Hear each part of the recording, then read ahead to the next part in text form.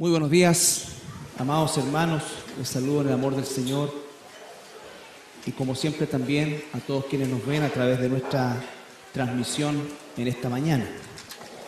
Bueno, vamos a continuar con el estudio de la carta que el apóstol Pablo escribe a esta iglesia de Tesalónica y recordarles que esta iglesia de Tesalónica constituye un ejemplo a seguir como iglesia para nosotros el día de hoy.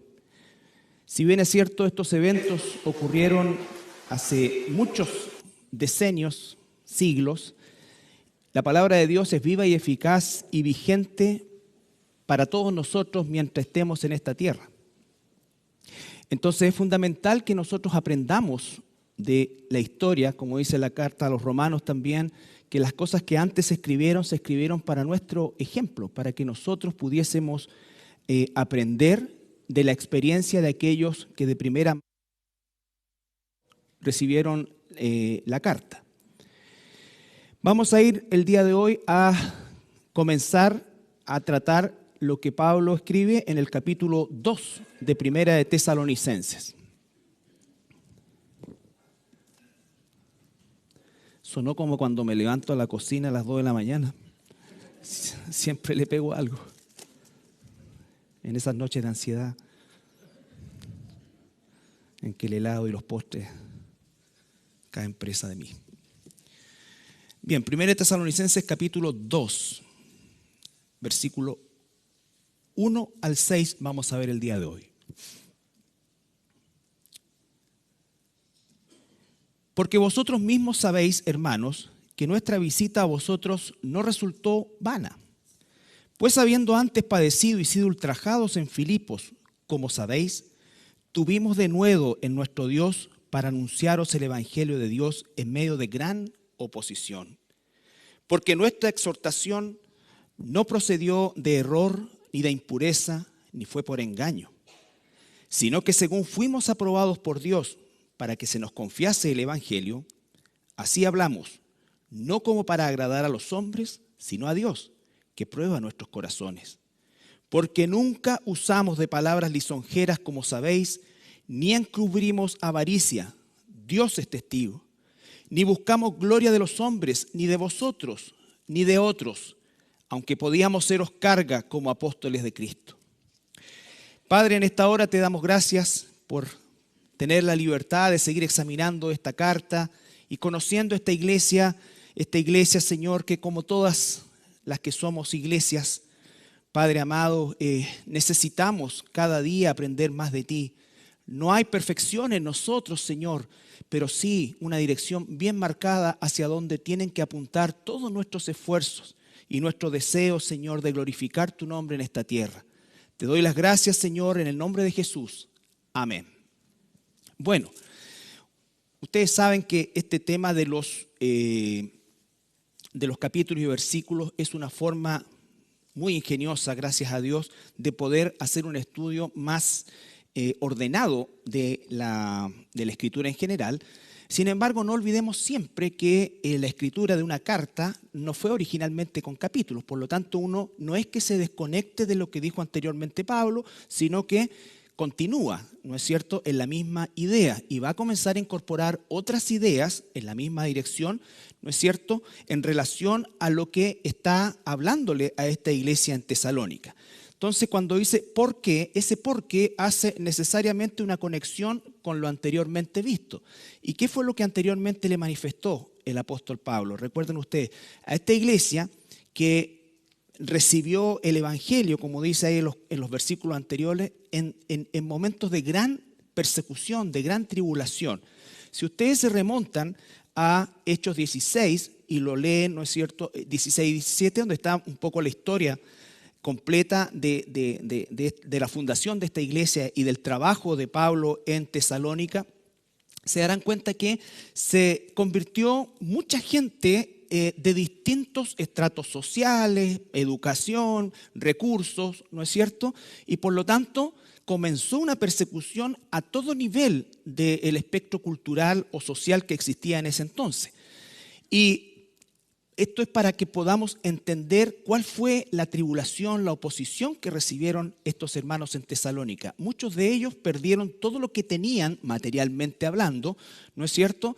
Y resultó que fueron perseguidos, fueron acorralados, dice la historia, y de alguna manera esto instó a que ellos pudiesen vivir de una forma comunitaria, porque obviamente cuando te quitan tu casa, te quitan tus recursos, te quitan todo, en alguna parte hay que refugiarse y comienza así, ¿no es cierto?, algo que tiene que ver con esta forma de vivir que no fue como originalmente se inició la iglesia, pero producto de la persecución, ¿no es cierto?, comenzaron a padecer no solamente en el ámbito material, sino que también, piensen ustedes, muchos, como dice Hechos, eran nobles, vale decir, gente que de alguna manera tenía una alcurnia o se encontraba asociado a las élites de Tesalónica, perdieron todo eso, ¿no es cierto? Perdieron todo eso, pero lo hicieron alegremente, o sea, no es que no les interesara, no es que no les afectara, pero aquí podríamos aplicar nosotros también el pasaje que dice: las aflicciones presentes no se comparan con la gloria venidera. Y eso es lo que también se tiene que transmitir a nosotros, que estamos en una condición hoy día en la cual ciertamente, entre comillas, nuestros derechos ciudadanos y de propiedad privada y todo eso todavía están respetados, ¿no es cierto?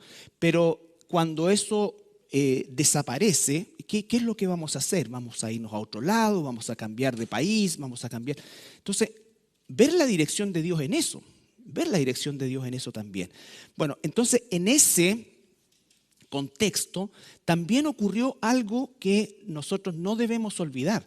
Pablo cruza Troas, ¿recuerdan el mapa? Y entra en Europa, y la primera iglesia que se funda ahí es la iglesia de Filipos.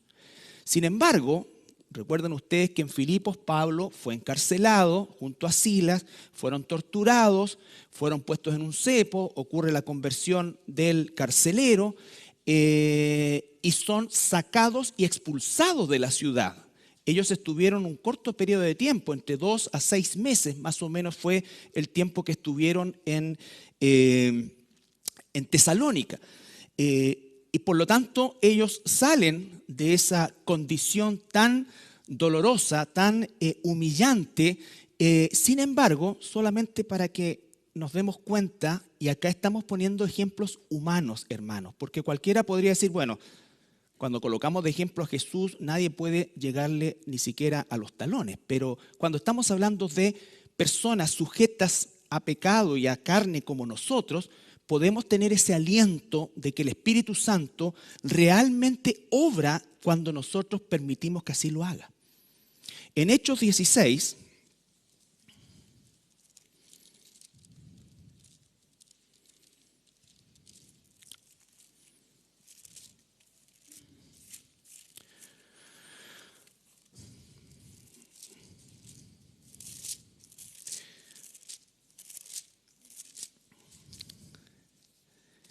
está relatado el encarcelamiento en Filipos completamente, con todo lo que espero que ustedes también lean, ¿no es cierto? Recuerde, cuando no sabemos qué leer, tome los sermones, tome el estudio sistemático y expositivo que se hace en la iglesia y profundice, aplíquelo a usted mismo, ¿no es cierto? Ese es el ideal, a eso apunta un estudio sistemático. Pero fíjense en el versículo 40, después de todos los periplos que pasaron, dice: entonces salieron de la cárcel, se está refiriendo a Pablo y Silas, entraron en la casa de Lidia, que ofició, diríamos inicialmente, como punto de reunión, y habiendo visto a los hermanos, los consolaron y se fueron. Los consolaron y se fueron. Ellos consolaron a esos hermanos. Entonces, cuando nosotros estamos frente a situaciones de este tipo, que probablemente en nuestra vida ninguno de nosotros pasemos lo que pasó Pablo, Silas, no nos van a colocar en un cepo, ¿no es cierto?, ni nos van a pegar 40 varillazos, ni nos van a humillar públicamente y una serie de cosas que suceden al respecto, pero sí vamos a tener oposición, y de eso se trata esto, es que nos fortalezcamos en el Señor, y ese es el propósito de por qué tenía tanto interés de enseñar acerca de esta carta? Porque es realmente una situación que nos llena de ánimo, en el sentido de que vemos la vida de Pablo y de los hermanos que le acompañaban, Silas, Timoteo y Lucas, más los hermanos sin nombre para nosotros, pero no para Dios, de Tesalónica, de Filipos, que pudieron sortear, entre comillas, ¿no es cierto?, una persecución tan feroz, inicialmente por parte de las sinagogas judías, por envidia decíamos nosotros, pero posteriormente se transformó en una persecución, diríamos nosotros, de carácter estatal. Entonces, cuando empezaron ¿cómo se llama? A quitarle sus bienes, ya no era la sinagoga que no tenía esa potestad, sino que era el gobierno de turno en este caso. Entonces nosotros nos encontramos frente a estos hombres que abandonan Filipos, pero no se retiran ni dicen, ¿sabes qué? Ya en realidad ya no soporto más, ya me voy, hasta aquí nomás, que otros sigan, sino que él dijo, ya, vamos para abajo. Y comienzan a encaminarse hacia el sur y llegan a Tesalónica. Y ahí es donde comienza todo este proceso de formación de esta iglesia en Tesalónica. Pero tenían el recuerdo en lo que había pasado en Filipos. Y ese por qué, volvemos al capítulo 2 de 1 Tesalonicense.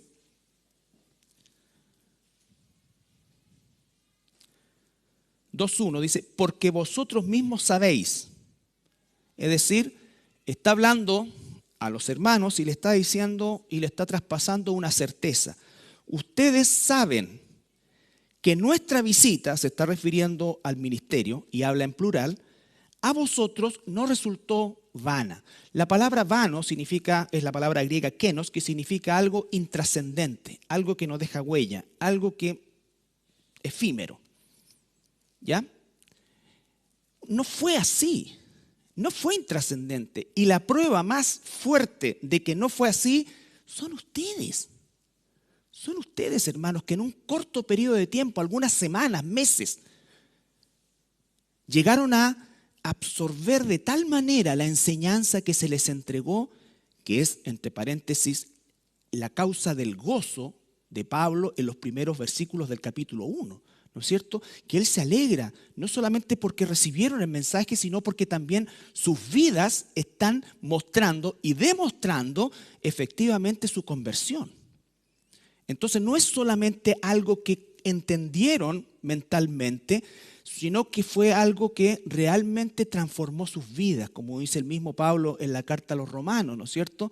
Que la manera de pensar nuestra comienza a cambiar.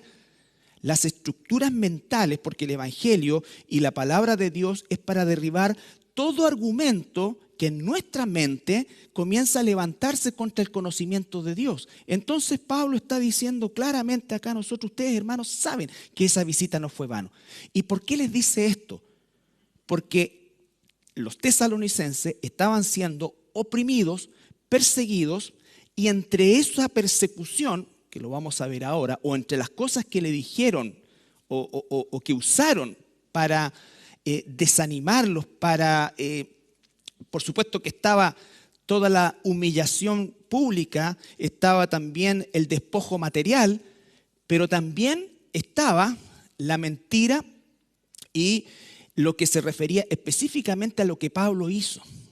Los fariseos en ese entonces, o los judíos de ese lugar, lo que les decían es que Pablo era un mentiroso, ¿no es cierto?, que vino a robarles, que se aprovechó de ellos, que si hubiese sido de Dios no estarían como están, porque hasta el día de hoy mucha gente cree que ser cristiano es sinónimo de que nunca te va a pasar nada o que te van a pasar las mejores cosas, y una serie de otras situaciones mentiras que se traspasan, ¿no es cierto?, a la iglesia.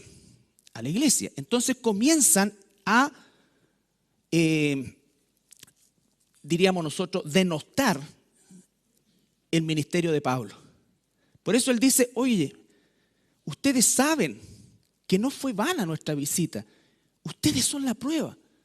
Y Pablo va a comenzar ahora a hacer una defensa de su ministerio, que la podemos nosotros perfectamente extrapolar a todos nosotros que estamos puestos en algún puesto de liderazgo por la gracia de Dios, ¿no es cierto?, dentro de la iglesia, o a cualquiera de nosotros que en un momento determinado está enseñando a otros también.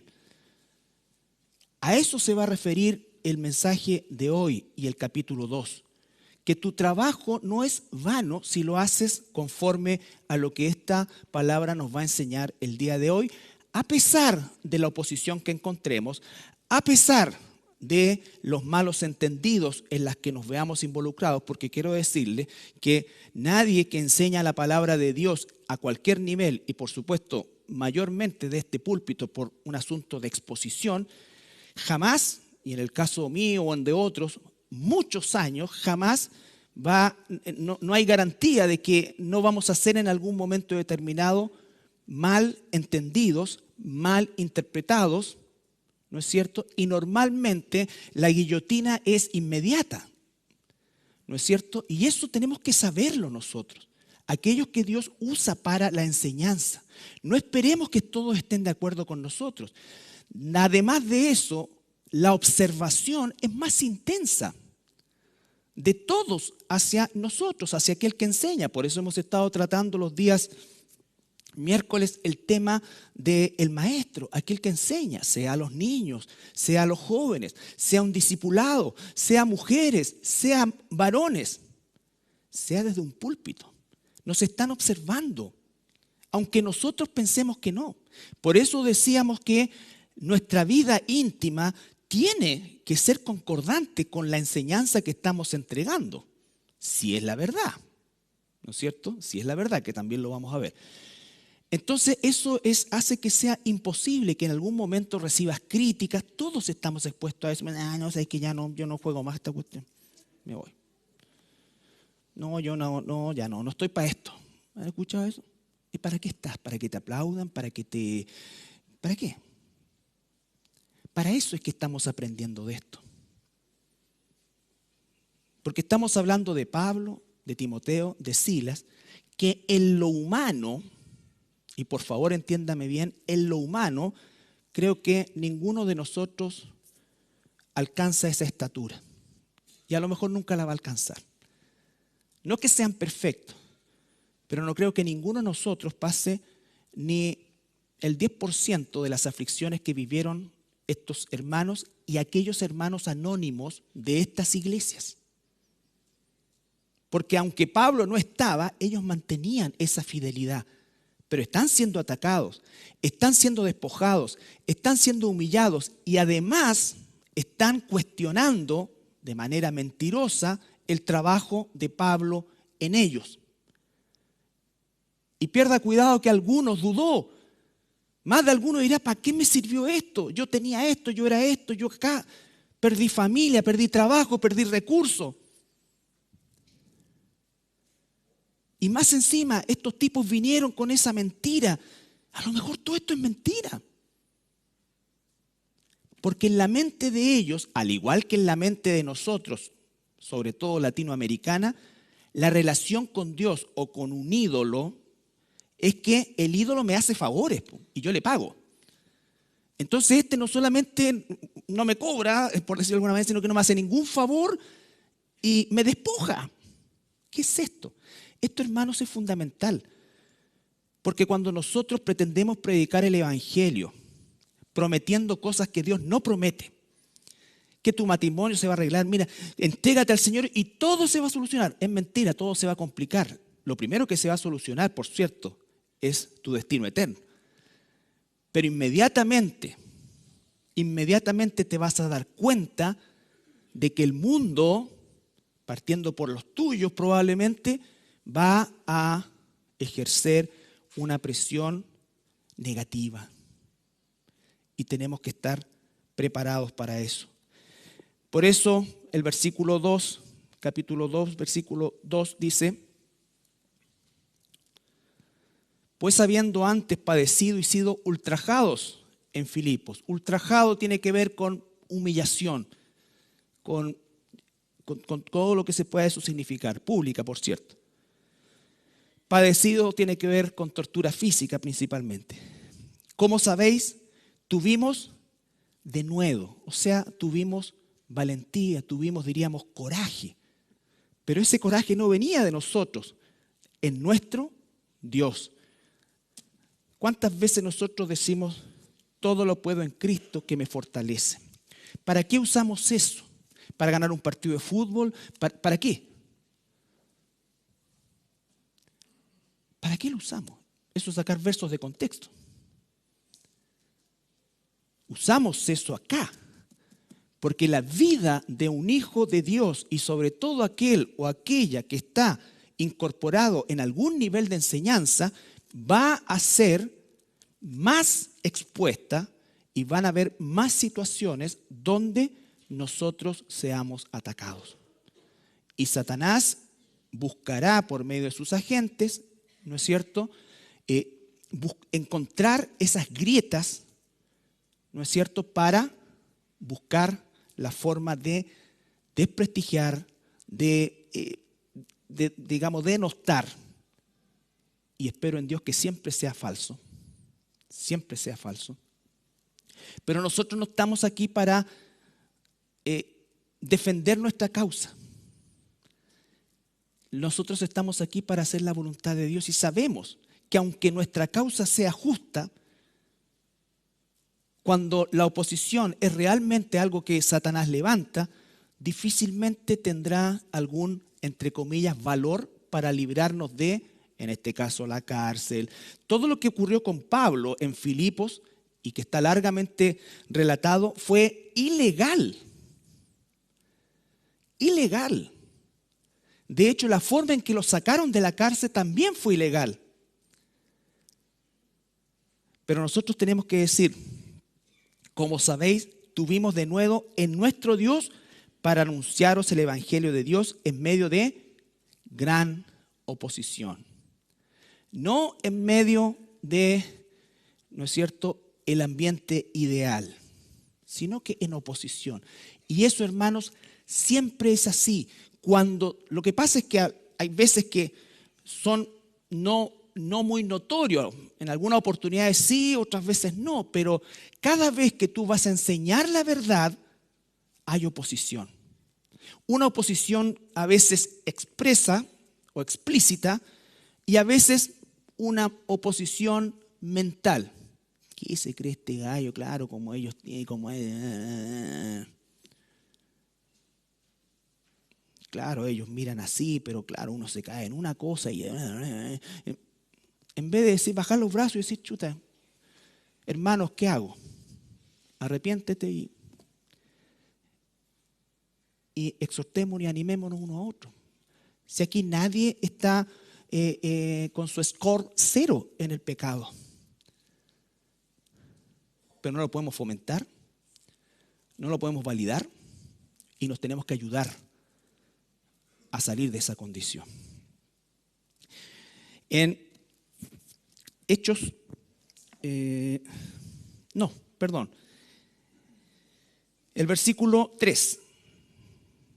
Versículo 3. Entonces vemos que los tesalonicenses están siendo perseguidos, oprimidos, y Pablo hace una defensa de su ministerio para, ¿no es cierto?, animar a los tesalonicenses. No fue vano. Ustedes sí son hijos de Dios. La forma en cómo vive a pesar de la oposición demuestra que sí. Y el versículo 3 ahí en el capítulo 2 dice, porque nuestra exhortación, recuerda eso, nuestra exhortación.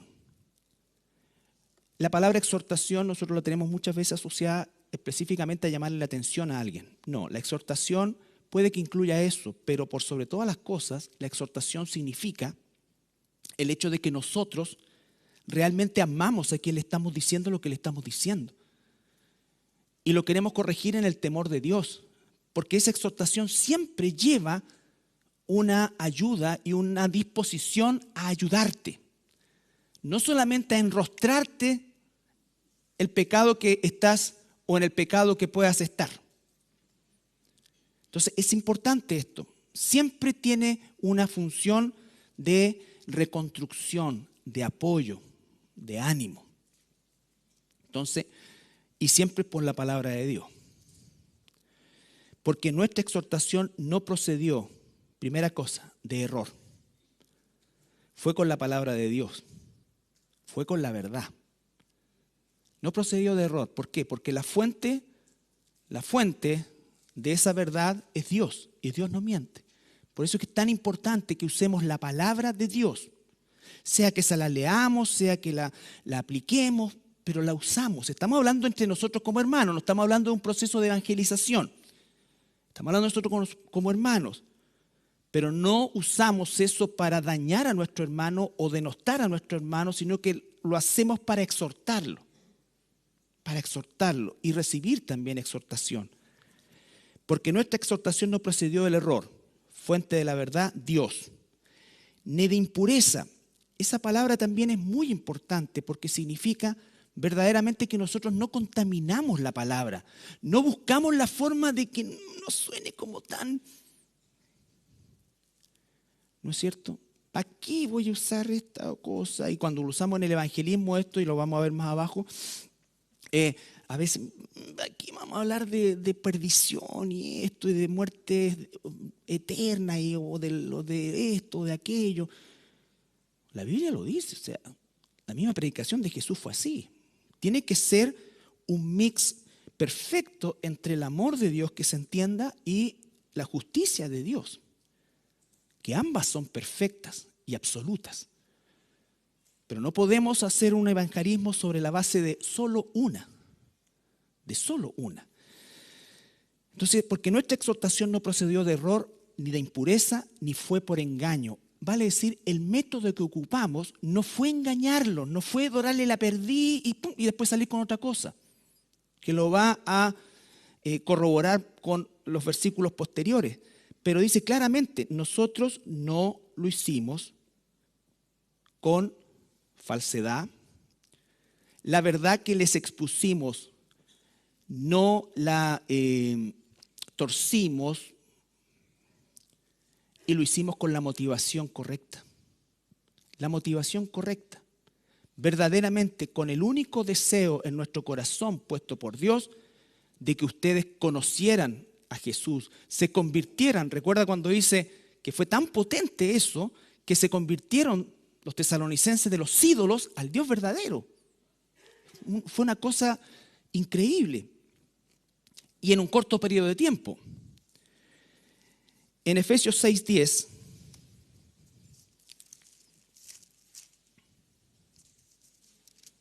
cuando va a hablar de la armadura de Dios,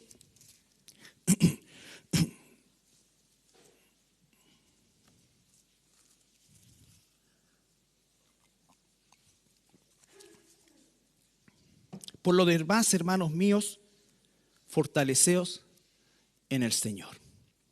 Fortaleceos en el Señor y en el poder de su fuerza. ¿Qué estaba haciendo Pablo acá? Estaba fortaleciéndose en el Señor, en el poder de su fuerza, y estaba a la vez, ¿no es cierto?, extendiendo eso a estos hermanos en Tesalónica.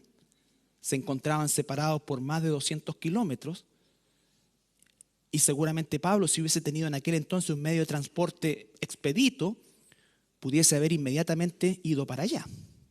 Pero ir para allá significaban semanas. Y él ya estaba en Corinto. Recuerden que escribe desde Corinto. Pero le escribe esta carta. Entonces, fortaleceos en el poder de Dios. ¿No es cierto? En el poder de Dios. Cuando viene la oposición, y por favor llamemos oposición a lo que es oposición. Pongamos, no, mira, ¿sabes qué? O sea, no agrandemos cosas. Más cuando la hemos embarrado nosotros. Oposiciones realmente que en un momento determinado se pongan en contra tuya, te inventen cosas, te persigan. ¿No es cierto? Y eso normalmente ocurre en el mundo inconverso. Entre nosotros los cristianos hay males entendidos. Espero.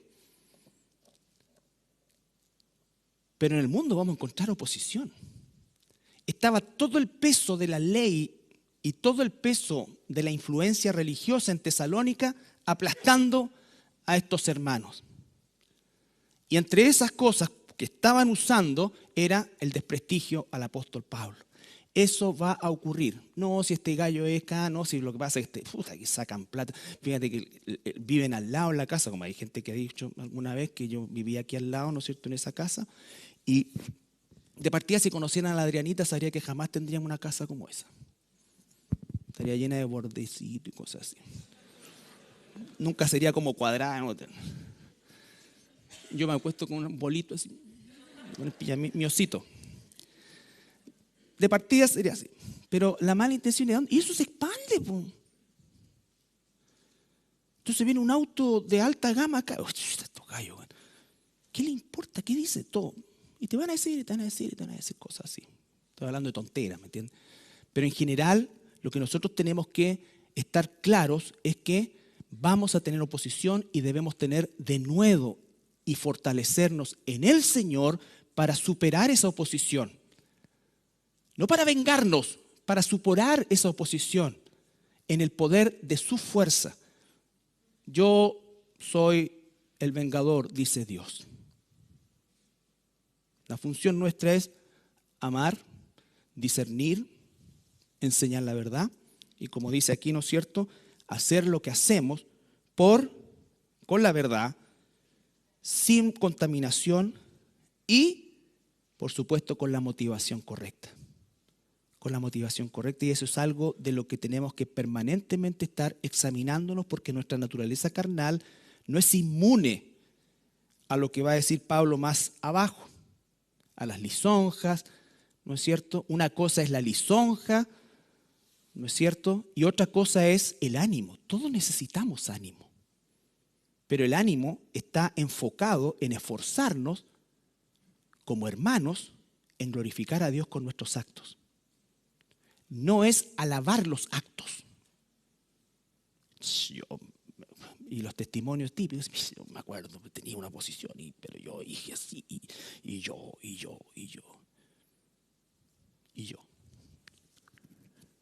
Entonces, alabanza sobre, mira, en ese momento vinieron y me dije yo. No, eso guárdatelo para ti.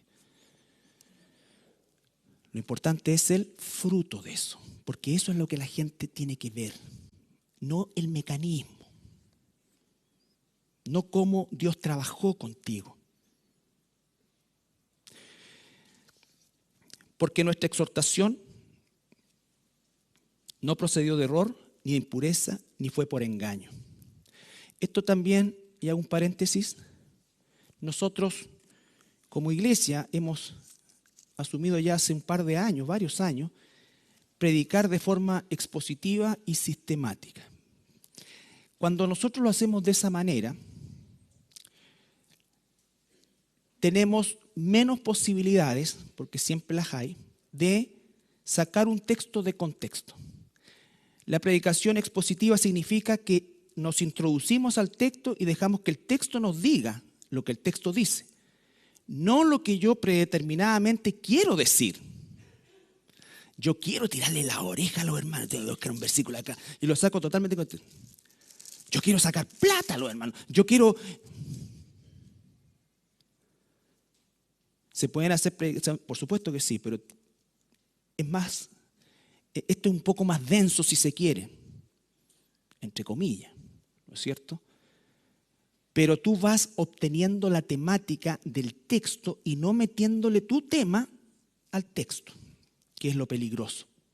Y es así como, estoy hablando de las cosas más burdas, pero que desgraciadamente se ven, ¿no es cierto? Traed todos los diezmos al alfolil y la joya y todo. ¿Está en la Biblia? Claro que está en la Biblia. Pero el tipo que está delante no es ni Salomón, ni... Y así lo hacen. Y así lo hacen. Entonces, ¿hay que enseñar el dar? Hay que enseñar el dar, porque es bíblico. Pero otra cosa es usar para manipular, para mis propios deseos. ¿Ya? 1 Timoteo capítulo 6.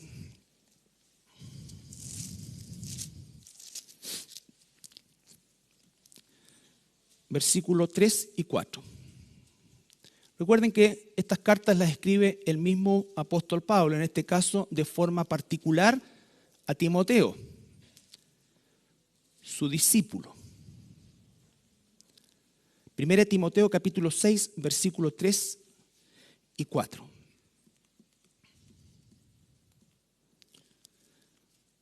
Si alguno enseña otra cosa, se está refiriendo a la verdad de Dios, y no se conforma a las sanas palabras de nuestro Señor Jesucristo y a la doctrina que es conforme a la piedad, ahí está hablando de conocimiento, de verdad y de, cuando dice conforme a la piedad, se está refiriendo a motivación. Motivación. ¿Qué pasa con esa persona? Está envanecida, nada sabe y delira acerca de cuestiones y contiendas de palabras de las cuales nacen envidias, pleitos, blasfemias, malas sospechas. El fruto de eso es envidias, pleitos, blasfemias, malas sospechas. ¿Dónde falló? Puede haber sido en la doctrina, puede haber sido en la motivación, puede haber sido en muchas cosas. ¿Cuál es la motivación de por qué yo te enseño esto? ¿Por qué te digo esto? Me quiero sentir superior a ti, quiero embarrarte. ¿Qué es lo que quiero? Quiero que te sientas mal, quiero que me pidas perdón. ¿Qué es lo que quiero?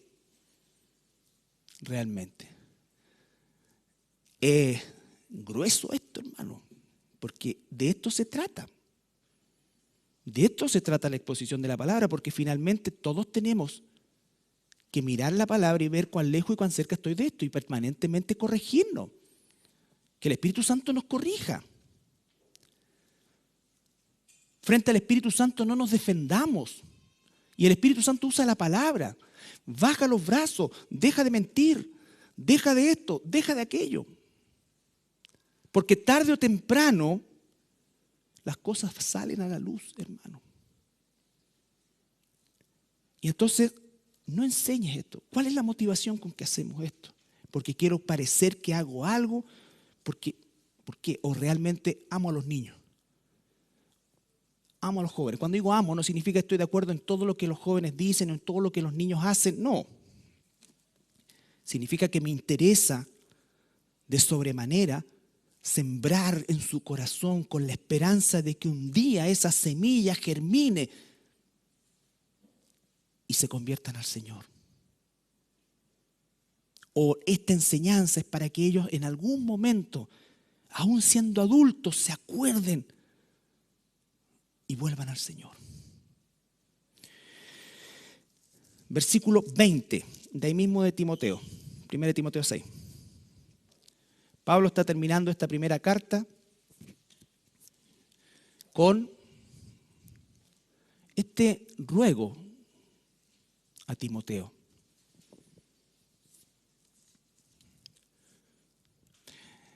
Aquí hay un modelo, hermano. Por ejemplo, yo no sé para qué o cómo cuando uno escucha escuela para líderes. Eso puede ser en marketing, pero en la iglesia no puede ser así. Pablo tuvo un discípulo Timoteo, al cual finalmente entrenó, preparó, tuvo otros que lo siguieron, que lo acompañaron, pero al que se dedicó fue a Timoteo, porque ahí Dios le mostró el potencial de este joven temeroso. Entonces, son cosas que nosotros tenemos que aprender. Inscríbete en escuela de líderes cristianos. ¿Qué es eso? Se pone Pedro, Sancho, Diego. Y por eso hay tanto en las iglesias que creen que son y no son. Porque esto es un llamado. Un discípulo en 35 años de ministerio. Un discípulo en 35 años de ministerio. Y a él le dice, oh Timoteo, guarda lo que se te ha encomendado, evitando las profanas pláticas sobre cosas vanas y los argumentos de la falsamente llamada ciencia, ya en ese entonces, la cual profesando algunos se desviaron de la fe. La gracia sea contigo. Amén. No me estoy dirigiendo a los que se desviaron, me estoy dirigiendo a ti. Guarda la verdad, guarda lo que se te ha encomendado. Entonces el fundamento de la verdad es vital para la salud y el progreso sano y verdadero de una iglesia. Segunda de Timoteo, capítulo 1, versículos 13 y 14. Segunda de Timoteo, escrita en las postrimerías de la vida de Pablo, ya segundo encarcelamiento en Roma, ya muy pronto a partir a la presencia del Señor vía decapitación. Fíjense que ese era el beneficio de ser ciudadano romano, morir decapitado. ¿Qué les parece? Entonces dice, le está hablando a Timoteo, retén la forma de las sanas palabras que me oíste en la fe y amor que es en Cristo Jesús. Guarda el buen depósito por el Espíritu Santo que mora en nosotros. Y después de ahí dice, ya sabes que me abandonaron, y Pablo empieza un poco también a desahogarse, como si dice, pero él sabe que va a morir, está pronto. Pero no está triste porque va a morir. De hecho, él dice, casi lo deseo para partir a la presencia del Señor. Pero su tristeza está en que muchos de los que le siguieron y que durante esos años, 35 años de ministerio, también abandonaron y siguieron otras cosas, siguieron mentiras. Y eso uno lo ve a lo largo del desarrollo de una iglesia, donde algunos salen y después están en cualquier cosa, ¿no es cierto? Después de haber proclamado la verdad, hoy día están siguiendo a Buda, son esotéricos, están acá, volvieron al catolicismo. ¿Y qué es eso? Que nunca se convirtieron. Pero mientras estén vivos, hay oportunidad. Hay oportunidad. Pero nosotros no tenemos que tratar de acomodar a Buda al cristianismo, sino que tenemos que seguir predicando la verdad. Que la persona que entre por ahí, después de 30 años, encuentre la misma predicación y el mismo tropiezo para estar en lo que está. Ese es el punto. Volvemos entonces a Tesalonicenses. Versículo 3, capítulo 2, versículo 3. La palabra oposición que aparece ahí es la palabra agón, de donde viene la palabra agonía. Es decir, que es una cosa, son situaciones realmente agónicas. Agónicas. Versículo 4. Volvamos al texto. Porque nuestra exhortación no procedió de error ni de impureza, ni fue por engaño. Estamos claros ahí. Sino que, aquí viene el contraste. Fuimos aprobados por Dios para que se nos confiase el Evangelio. Así hablamos. Fuimos aprobados. La palabra en realidad ahí en el idioma original, es probados. Fuimos probados por Dios. ¿Qué significa eso? Que transcurrió tiempo. Que Pablo no saltó de su conversión en Damasco inmediatamente. No. Pablo se perdió, entre comillas, más o menos 10 años, quizás un poco más. Vuelve a aparecer cuando Bernabé lo encuentra, ¿no es cierto? Recuerden que Pablo se convirtió e inmediatamente fue a la sinagoga y con todo ese... Y que lo empezaron a perseguir y tuvo que salir de la ciudad rápidamente y de ahí se pierde el rastro de Pablo y aparece más o menos una década después siendo llevado por Bernabé a Jerusalén. ¿Qué pasó en ese tiempo? No lo sabemos. Pero es muy posible que durante ese tiempo él haya experimentado esa ida al cielo, ¿no es cierto?, al tercer cielo, que haya recibido las revelaciones que recibió, pero también no se la llevó gratis, recibió un aguijón, porque el Señor lo conocía. Y ese aguijón lo tuvo hasta el momento de su muerte. Debe haber sido terrible. No sabemos qué es, hay N cantidad de teorías al respecto, pero lo que sí sabemos es que era algo que lo oprimía fuertemente. Y para que algo oprimiese a Pablo fuertemente y lo llevase a rogar 3 veces, significa que era algo serio. ¿Ya? No era una jaquequita, no, era una cuestión, algo que realmente lo mantenía, por decirlo de alguna manera en buen chileno, a raya. A raya. Entonces Pablo se pierde y es probado. Y esto es algo que aparece a lo largo de toda la Escritura. No vamos a decir muchos versículos porque ustedes lo saben, ¿no es cierto? Cuando José en el libro de Génesis, antes de convertirse en el segundo en el reino de Egipto, pasó por muchas cosas, fue probado. Fue probada su integridad, su fe, su confianza en Dios, con muy pocos argumentos, por así decir, escriturales. no sabemos si existía algo ya escrito, porque él es parte del libro del Génesis, imagínense, pero él fue fiel, fue probado durante años, probada su integridad, probada su convicción. Dios hace así con sus ministros. Cuando Dios te llama, es probable que pases por distintas etapas y periodos, pero un ministro verdadero jamás va a renunciar, aunque a veces tenga las ganas. Aunque tenga las ganas. Pero a un ministro no se le abren otras oportunidades de trabajo. Quema sus naves, como se dice, por causa del Evangelio. Entonces, son probados. Moisés era top en Egipto. Se relacionaba con la crème de Egipto. Mata a un soldado egipcio, escapa y 40 años escuchando, se volvió tartamudo. Se volvió tartamudo. Y ahí Dios lo llamó cuando fue fiel. Todo. No, yo tengo unas ganas. Yo quiero ir para allá. Sí, está bien, pero deja que Dios te pruebe. Deja que Dios te pruebe. Por eso Timoteo es 1 en 35 años. No dice cuántos fracasaron.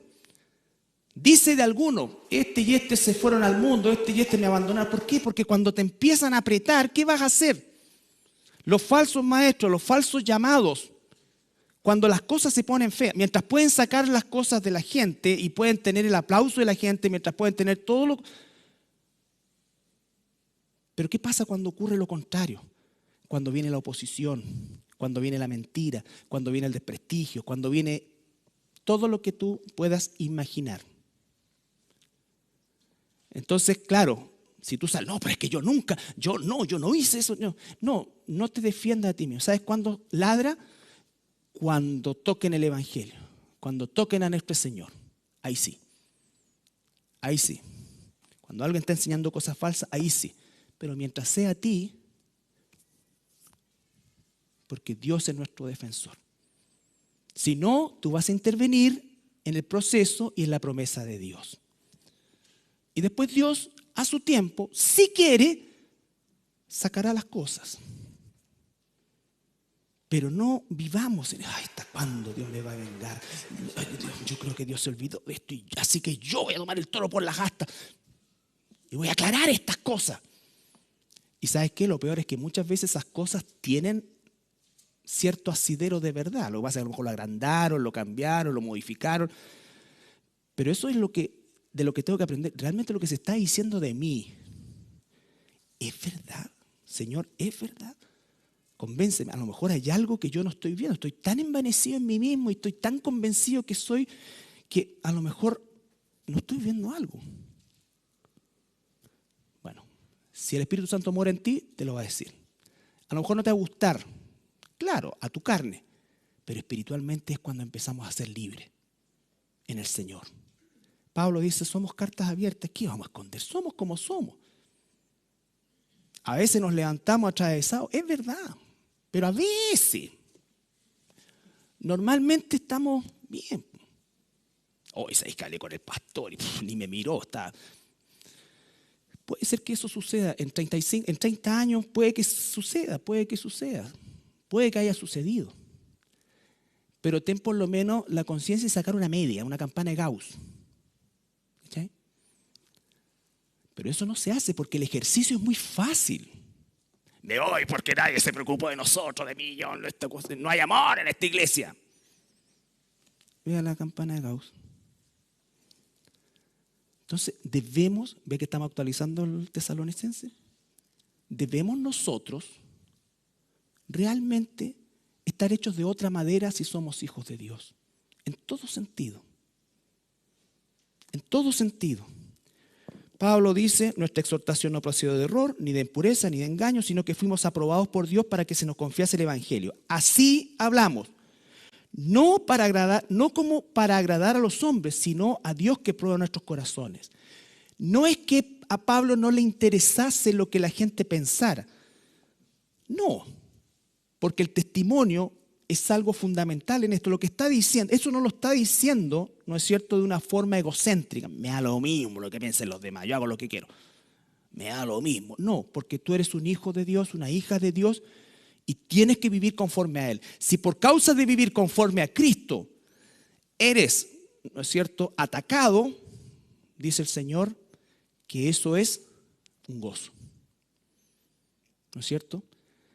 Pero si somos atacados porque realmente lo que se dice de nosotros es verdad, entonces tenemos dos opciones.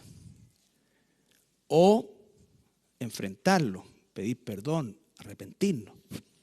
O seguir endurecido. Y hasta donde yo entiendo, muchas veces es el mismo Dios que endurece el corazón como al faraón para que ese elemento salga de su rebaño. Es así. Puede ser así. Sino que fuimos aprobados por Dios para que se nos confiase el Evangelio. Así hablamos, no como para agradar a los hombres. A Pablo, claro que le interesaba. En Tito capítulo 2, pero en el buen sentido de la palabra. ¿Por qué era importante? Tito, capítulo 2, versículo 7 al 10. Ahora Pablo le está escribiendo a Tito, que ya dijimos, ya no sabemos si se llama Alberto, Albertito, Ernestito.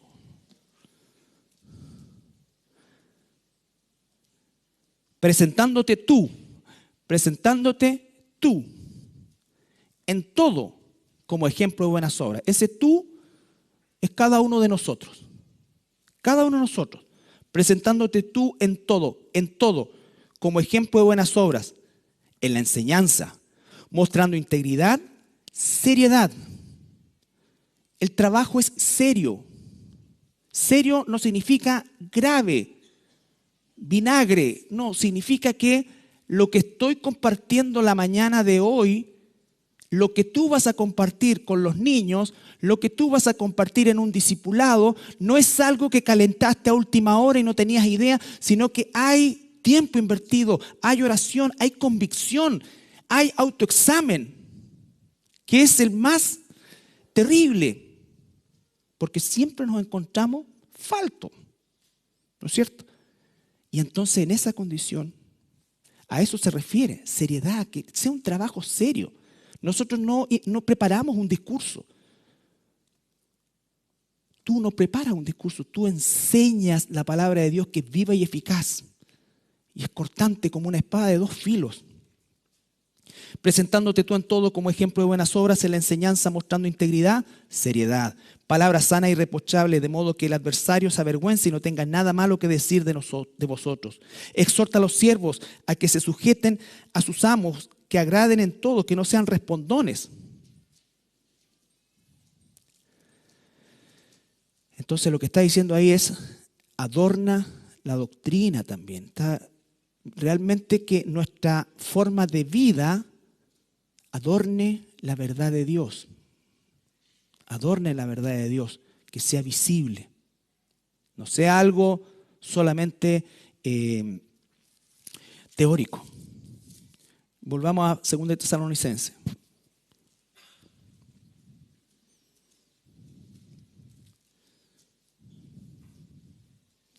Pablo dice, sino a Dios que prueba nuestros corazones. No olvides nunca que Dios nos está mirando, Dios está dentro de nosotros, sabe lo que pensamos, sabe nuestras motivaciones, sabe, no lo podemos engañar. Eso es el temor de Dios. La certeza de que Dios sabe todo, ve todo, escudriña todo. Y por lo tanto, teniendo ese temor, está la garantía de que para afuera lucharemos por ser honestos, sinceros, íntegros y hablar la verdad. Sin temor de Dios, podemos aparentar cosas. Dice el 5 y 6 para terminar. Porque nunca usamos de palabras lisonjeras, como sabéis, ni encubrimos avaricia. Dios es testigo. ¿Para qué vamos a hablar de este tema de la avaricia? ¿Cuánto hoy día se ve? Siempre se ha visto, pero hoy día está casi institucionalizado. ¿Cómo es que sacan de contexto textos y tú lo único que ves es que se le quiere sacar plata a la gente, y todo gira en torno a la plata? O al dinero, para los que nos ven de afuera. ¿No es cierto? Todo esto, cualquier cosa, tú finalmente pueden ser de acá y lo llevan acá y todo acá y permanentemente eso. El falso maestro, la falsa doctrina siempre va a buscar el beneficio propio, la autosatisfacción, el beneficio propio material, de lo que sea, de lo que sea. Nosotros tenemos que tener discernimiento. Oye, pero si es palabra de Dios, sí, pero está mal enseñada. Está enseñada con engaño, con astucia, aprovechando ¿qué cosa? El analfabetismo bíblico que mora en el gran porcentaje de los cristianos en este tiempo. Y que eso es una responsabilidad de cada uno de nosotros. Entonces, cuando ocurre eso, verdaderamente nosotros nos encontramos que cuando se usan lisonjas. ¿Qué es una lisonja? Es una adulación buscando, ¿no es cierto?, algo en beneficio mío propio. En el Salmo, 2 Timoteo capítulo 4.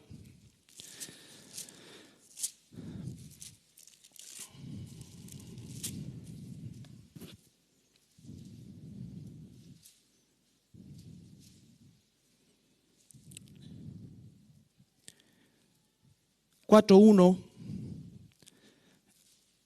al 4 dice: te encarezco delante de Dios. Recuerden, esta es la última carta que escribe Pablo. Y del Señor Jesucristo, que juzgará a los vivos y a los muertos en su manifestación y en su reino. Que prediques la palabra, que instes a tiempo, fuera de tiempo, redarguye, reprende, exhorta con paciencia, con doctrina. Siempre doctrina, doctrina y verdad. Porque vendrá tiempo cuando no sufrirán la sana doctrina. Vale decir, cuando las cosas comiencen a apretar. Le pasó a Jesús. Mucha gente le seguía. Y después que empezó a apretar, ¿qué es lo que sucedió? Todos lo abandonaron. Y a los 12 Jesús les dice: por favor, no se vayan.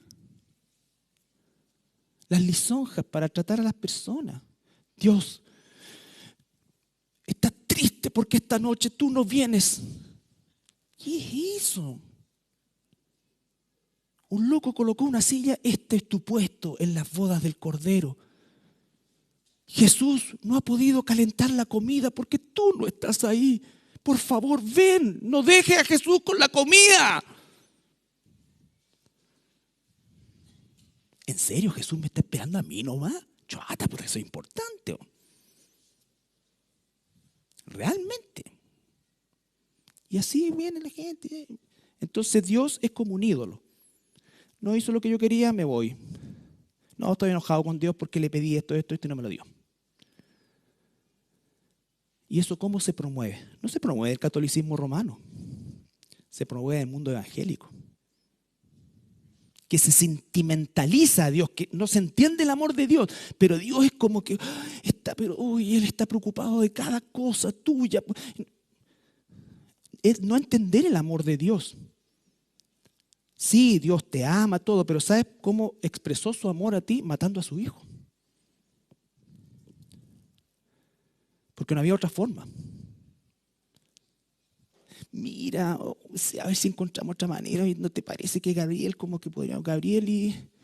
y Miguel, como que con los dos nivelamos, matemos a estos, no a ti? Entonces, las lisonjas que se usan. Dice, porque vendrá tiempo, versículo 3, cuando no sufrirás la sana doctrina. Claro, nadie quiere escuchar arrepentirse. Nadie quiere escuchar que somos pecadores y que estamos condenados al infierno si no nos entregamos al Señor Jesús. Sino que teniendo comezón de oír, porque van a encontrar, y fíjense, acá hay una palabra que es realmente escalofriante. Se amontonarán, y eso lo estamos viendo hoy día, se amontonarán maestros conforme a sus propias concupiscencias.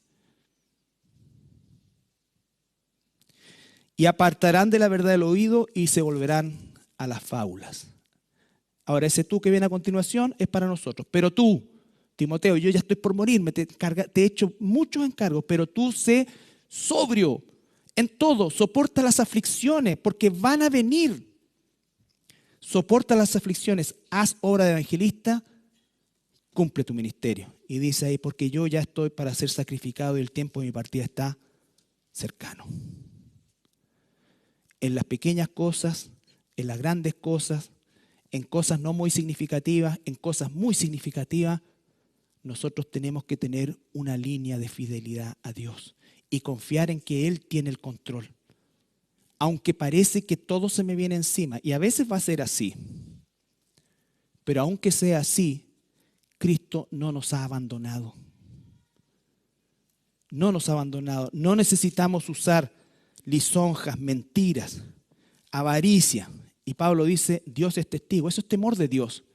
Dios sabe la motivación por la cual hacemos lo que hacemos. Y eso, hermanos, es algo que, como dije, es lo que da la garantía de que verdaderamente nosotros estamos buscando el corazón de Dios porque amamos a nuestros hermanos, amamos a aquellos que están sin Cristo, pero no nos engañamos, todos estos ministerios que están interesados en el número, hubieron 53 conversiones, no sabes porque no le predicaste el Evangelio. No le predicaste el Evangelio. Ni buscamos, versículo 6 para terminar, gloria de los hombres, ni de vosotros, ni de otros. Y Pablo dice, ¿sabes qué? Aunque podíamos ser escarga como apóstoles de Cristo, teníamos autoridad. Fuimos llamados por Dios. Dios nos colocó acá, no nosotros. Pablo no se hizo apóstol, Cristo lo hizo apóstol. Y cuando le dice a Ananías, le dice, anda, porque este es el instrumento que yo he elegido para llevar mi nombre a las autoridades, a las naciones, a los gentiles. Y Pablo, cuando está hablando con el gobernador Félix en su juicio, le dice, yo no fui desobediente al llamado de Dios. Yo no fui desobediente al llamado de Dios. Pero el llamado de Dios viene con una alta carga de prueba para que aquel que el Señor llama al ministerio, a la enseñanza o lo que sea, sepa que va a tener oposición. Que la oposición no lo amilane en buen chileno, sino que a través de la oposición crezca, siga amando, siga enseñando, siga luchando por la verdad. No caiga en la tentación de adular personas para conseguir algo. Dios es tan importante. Dios, realmente tú eres tan importante, eres la persona más importante del universo, porque si Cristo hubiese venido acá a morir solo por ti, lo habría hecho. Y torcemos la verdad. Cuando entendemos que Cristo lo hizo, en primer lugar, por amor al Padre. Por amor al Padre. Él fue a la cruz por amor al Padre, a obedecerle a Él, no primariamente por salvarnos a nosotros. El Padre dijo, la única manera es el Hijo dijo, Padre, yo te voy a honrar. Yo te honro porque he hecho todo lo que me mandaste a hacer. Entonces, salimos nosotros de la esfera de ser los importantes. Entonces alguien va a decir, pero ¿cómo no importamos nada? Sí, claro que importamos a Dios. Hoy día que somos sus hijos. Nos cuida, nos dio el Espíritu Santo. Pero seguimos en este mundo y vamos a encontrar oposición, vamos a encontrar mentiras. Si Dios te ha llamado a enseñar lo que sea, hazlo con seriedad, hazlo con responsabilidad, no tuerzas la Escritura, realmente de forma seria, introdúcete en ella, no repitas un versículo por acá o una enseñanza que escuchaste en internet. Y no estoy diciendo que las enseñanzas de internet sean todas malas, pero no se construye el conocimiento en función de ver ciertos videos, ciertas cosas, o lo que hoy día esto es un menú, quiero escuchar esto, no quiero escuchar esto. Y tenemos que aprender a discernir en eso, en todo sentido. Porque no busquemos autogratificarnos, busquemos verdaderamente que la paz de Dios reine en nuestros corazones porque realmente queremos hacer la voluntad de Dios. Y si nos da la oportunidad de enseñarla, hacerla como Dios manda, diríamos. No como yo quiero, no como yo pienso. El Señor está cerca, dice el apóstol Pablo, y claro que está cada vez más cerca. Este mundo se está ordenando claramente y está gritando que Jesús ya viene. Y si alguien dice, sí, pero yo creo que tiene que faltar esto, no sé. No, Jesús ya viene, está 2000 años más cerca de venir. Y tiene que encontrarnos a nosotros haciendo su obra. Nos ponemos de pie. Padre, te damos las gracias esta mañana por tu palabra. Te pedimos perdón por nuestras faltas, Señor. Y te rogamos que esta palabra, este mensaje, Señor, tu palabra, Señor, realmente sea por nosotros tomada y sea por nosotros también procesada, Señor. Y que todos aquellos que realmente hemos nacido de nuevo podamos expresar nuestra convicción a través de una vida transformada en nuestras palabras, nuestros actos, nuestras intenciones. Gracias, Señor, en el nombre de Jesús. Amén.